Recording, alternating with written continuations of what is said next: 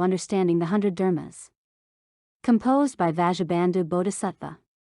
Translated by Tripitaka Master Xianzong of the Tang Dynasty. English by City of 10,000 Buddhas. www.cttbusa.org. The Shastra. As the world-honored one has said, all dharmas have no self. Commentary. Now we begin the discussion of the Shastra proper. The word as indicates that what is about to be said is a quote from the world-honored one himself. And who is the world-honored one? World-honored one is one of the 10 titles of a Buddha. It represents how the Buddha is honored in the world and beyond the world. It is used here instead of the word Buddha to enhance the literary quality of the Chinese text, which in general employs 4-character phrases. The Buddha has said, all dharmas have no self.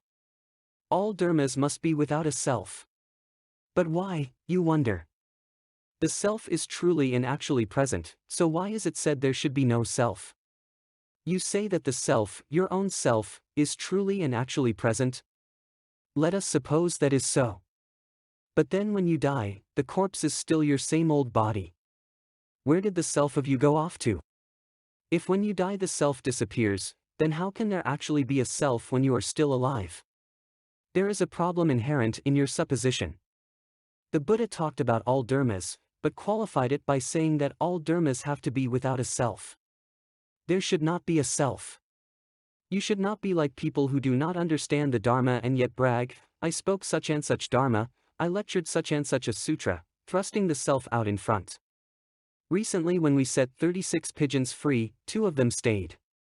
Why are they pigeons now? It is just because of clinging to a self. Before, when they were people, they did not listen to the Dharma spoken by the Buddha and were unable to be without a self, so they wound up being birds, in the animal realm. The Shastra begins by quoting the Buddha, saying, all dharmas have no self. The self referred to here is a view of self. It does not refer one's own body. There should not be any view of self. In the Vajra Sutra the Buddha spoke about a view of self, a view of others, a view of living beings and a view of lifespans. One should not have any of those views. Not only should one not have a self, there should not even be any dharmas. All dharmas, as well, do not exist. And if no dharmas exist, even less does a self exist. Because of that, people who cultivate the way should get to the point of having no self, and then each and every dharma is perfected. If one can truly be without self, then all dharmas interpenetrate without obstruction. Whatever dharma one takes up does not fail to be of the dharma realm, each has the nature of the dharma realm. And all dharmas then appear before one. Although all dharmas manifest, one should be so there also are no dharmas. The wonderful is just at that point, and the difficulty is also right at that point. For all dharmas whatsoever to manifest before one, and yet for one to have no attachments to any dharmas, means that one has emptied dharmas of all marks. There are no marks of dharmas at all. When one gets to that point, then one really experiences true interpenetration without obstruction, and one obtains incredible freedom and ease. If one can be without self, then one will have freedom, but if one cannot manage to get rid of the self, one will be incapable of being free. Therefore, what is important is not to have a self. And yet, how can one not have a self? It is not easy. One may think, here I am listening to the Shastra being lectured, and how can you tell me that I don't have a self, that I'm not here?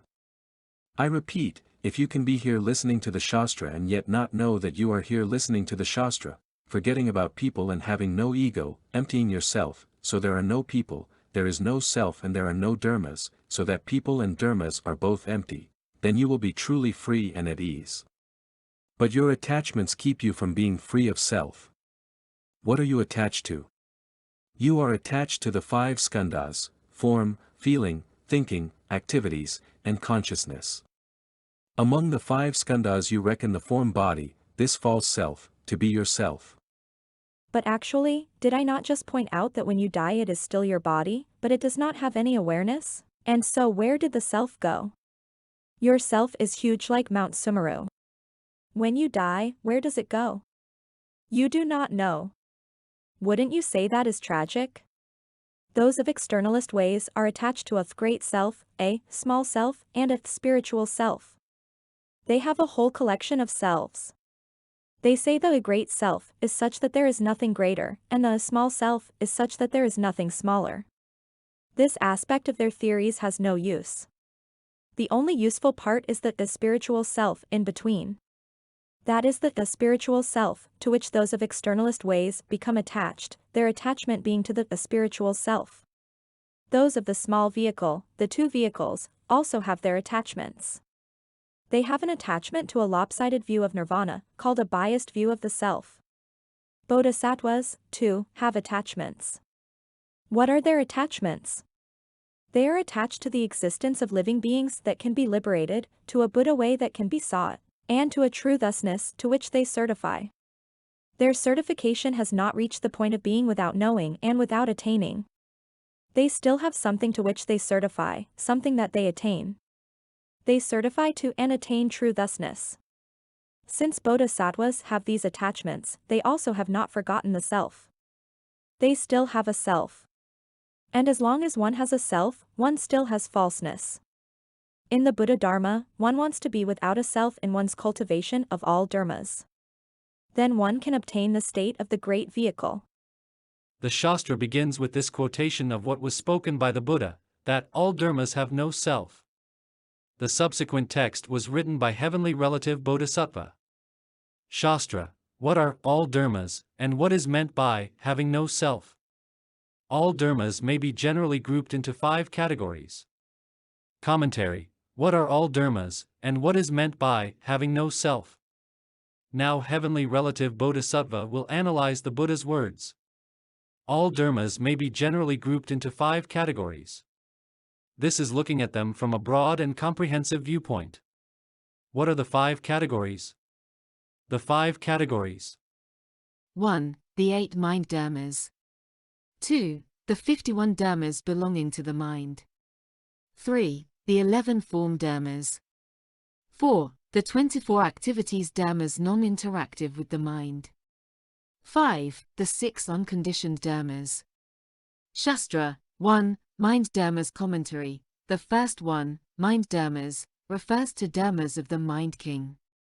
The mind is called king, because each and every dharma is established based upon the mind. If there were no